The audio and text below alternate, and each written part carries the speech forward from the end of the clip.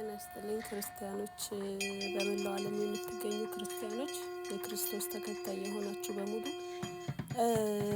ብቻ በማወቅም ባለማወቅም ሃሎዊን ላይ ለምንሳተፍ ክርስቲያኖች ትንሽ ያገኘዋትን እውቀት ላካፍላችሁ ብዬ ነውና ይሄ ነገር በጣም አደገኛ ስለሆነ ብዙ ነገር ሳናስበው በልጆቻችን ህይወት ላይ በእኛም ህይወት ላይ መንገድ የሚከፍት ለመንፈሳዊ ስራ ለመንፈሳዊ አሰራር ለአጋንንት መንገድ የሚከፍት ነገር ስለሆነ ሳናውቀው የምናከብረው የምንሳተፍ ሰዎች ካለን ጥንቃቄ እንድናደርግ በሚል ነውና ለማንኛውም ሃሎዊን የሰይጣናዊ ኮምፕሊትሊ የሰይጣናዊ አሰራር ነው።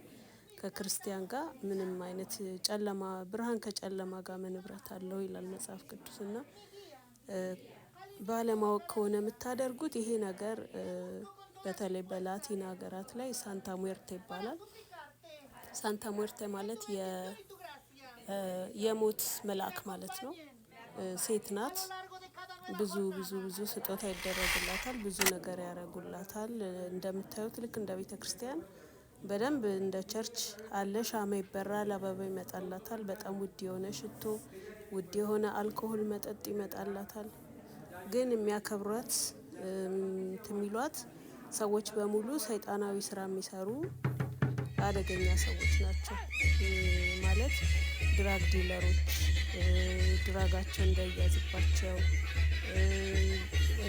ምንድነው ሰውን ማጥፋት የሚፈልጉ ትዳር መበጥበጥ የሚፈልጉ ሰይጣናዊ አሰራር በቃ በቀል የሚፈልጉ ሰዎች እንደዛ አይነት ሰዎች ናቸው የሚያከብሯት እና እንደምታዩት ውድ የሆነ አልኮል ይደፉላታል በጣም ትልቅ ሴሌብሬሽን ነው እና ከዚህ አይነት ጨለማ ስራ ጋር እኛ ምን ህብረት አለን እሱ ነው ጥያቄ ክርስቲያን የሆነ ሰው እንዴት እንደዚህ አይነት ነገር ጋር ይተባበራል በአጠቃላይ ይሄ ነገር ክፋትን ማድረግ የሚፈልግ ሰው ያ ነገር ይሳካለት ዘንድ ሰው ገሎ መደበቅ እንዲችል እንዳይጋለጥ የሚያደርገው ነገር ነው በድራግ ዲለሮች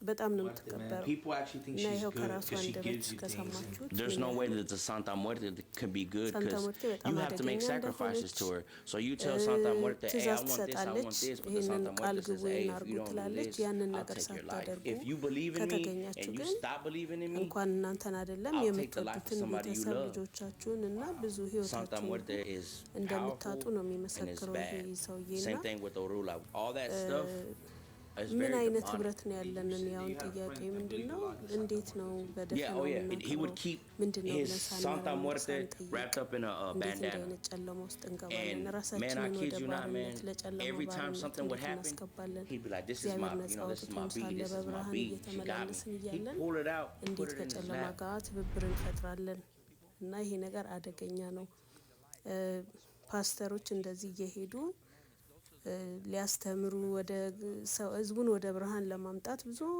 ጥረት ያደርጋሉ ብዙዎችንም መልሰዋል በርግጥ ግን የሚሰማው ነገር ይዘገንናል ሰውን ሁሉ ገለው ሳክሪፋይ እንደሚያደርጉ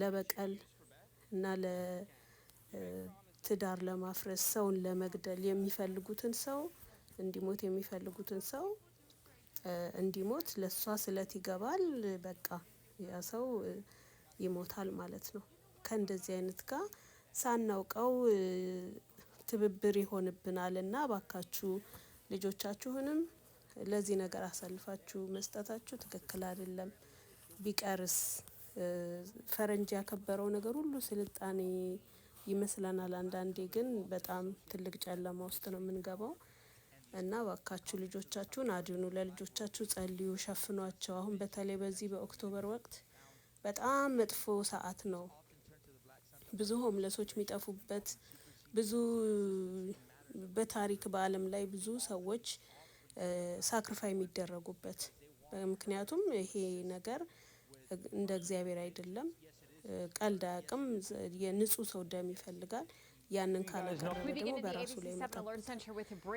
ስለዚህ ይህ ነገር ከባድ ነገር ነውና ባካችሁ እንደው ትንሽ ጭንቅላታችሁን ከለወጠው በሚል ነውና ክርስቲያን ሆናችሁ ይሄን ነገር የምታከብሩት ሰዎች ባካችሁ ለታስቡበት።